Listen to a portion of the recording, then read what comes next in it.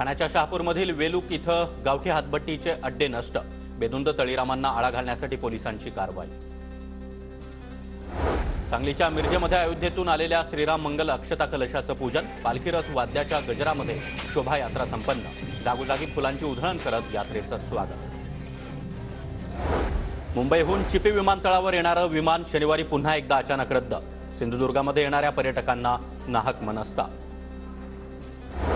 पालघरमधील कृष्णांग सेवाभावी क्रांतीकडून ढोल आणि मृदंगाच्या तालावर भजन कीर्तन करत नवीन वर्षाचं स्वागत, तर काही तरुणांनी कोहोज गडावर जाऊन राबवली स्वच्छता मोहीम। महाबळेश्वरमध्ये नववर्षाच्या स्वागतासाठी पर्यटकांची मोठी गर्दी, प्रसिद्ध वेण्णा लेक इथं नौका विहाराचा पर्यटक आनंद घेत आहेत।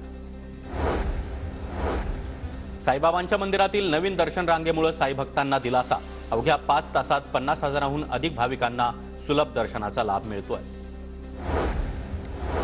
लोणावळ्यातील टायगर पॉइंट पर्यटकांच्या गर्दीनं फुलला, पर्यटक घेत आहेत निसर्गरम्य वातावरणाचा आनंद।